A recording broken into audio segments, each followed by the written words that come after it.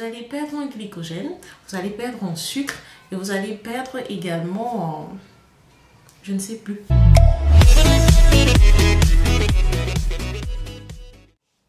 Alors, on me demande très souvent quelle est la quantité d'eau que je recommanderais pour quelqu'un qui est en train de jeûner.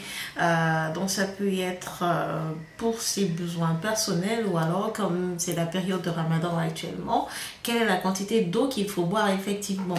Alors, je dirais entre 2 à 3 litres d'eau. 3 litres d'eau, ça peut paraître excessif, mais si vous vivez dans une région comme celle du littoral à Douala là-bas, vous pouvez boire sans même vous rendre compte que vous êtes en train d'atteindre des chiffres comme 3,5 à 4 litres pour certaines personnes. Bon, maintenant, pour ce qui est des régions de l'ouest, il fait plus froid, etc. 1,5 à 2 litres d'eau, c'est bon. Donc, il faut boire, si je veux le dire en anglais, entre 8 to 12 cups of water. Il ne faut pas que l'eau ait des glaçons à l'intérieur. Non, il faut boire de l'eau à température ambiante. Et si vous faites des jeûnes qui vont... Personnellement, si vous faites des jeûnes qui vont au-delà de 48 à 72 heures, il faut vous hydrater davantage. Ne vous limitez pas à un gobelet, comme je vois certaines femmes, elles ne veulent pas boire parce que oh, elles vont faire pipi dans la nuit, etc. Je ne sais même pas pourquoi. Les femmes ont tellement horreur de se lever pour faire pipi dans la nuit parce que vous vous hydratez en fait. Donc il faut boire. Donc je disais, si votre jeûne va au-delà de 48 heures à 72 heures, il faut boire beaucoup plus. Pourquoi? Parce que vous allez perdre en eau, déjà vous allez perdre en glycogène et vous allez perdre en électrolytes.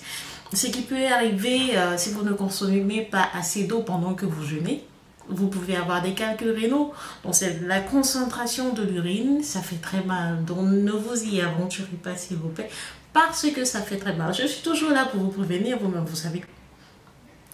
Dans le cas où vous ressentez un sursaut de fatigue, surtout si vous faites de l'exercice, si vous êtes quelqu'un d'actif, si vous vous sentez de plus en plus fatigué, je vous recommanderais de prendre 1/8, je dis bien 1/8 d'une cuillère à café de sel que vous allez rajouter dans de l'eau. Donc si vous faites du sport, vous pouvez en rajouter un peu plus au fur et à mesure des jours. Et en plus, vous pouvez également prendre ce qu'on appelle wheatgrass en anglais, je ne sais pas, dans les pharmacies. Vous pouvez en trouver, je vais vous mettre une image quelque part ici ou là. Vous pouvez en acheter en pharmacie, donc vous pouvez en prendre lorsque vous rompez votre jeûne. Donc par exemple, quand c'est l'iftar, vous pouvez prendre votre wheatgrass que vous mélangez avec de l'eau et vous buvez calmement avant de prendre votre repas. Alors je suis sûre que quelqu'un va me demander dans les commentaires que mais c'est quoi wheatgrass exactement? En fait, c'est... Vous en prenez pour éviter que votre taux d'acide ne grimpe en fait.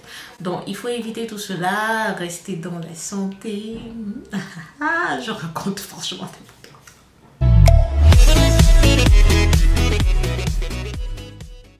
Bon voilà, je pense que j'ai fait le tour de la question. Il y a une autre question qu'on me pose très souvent. Je n'ai pas pu filmer cela depuis le matin parce que Olivia, vous savez... on me demande pourquoi. Bien, ça m'est revenu en fait. On me demande également à quelle fréquence on peut faire de l'exercice. Vous savez, l'hydratation et l'exercice, c'est quelque chose qui est lié. Donc, à quelle fréquence ou alors quand est-ce qu'on peut faire de l'exercice pendant cette période de Ramadan? Alors, je dirais quoi? Vous pouvez faire de l'exercice 1 à 2 heures avant l'iftar, c'est-à-dire le coucher de soleil.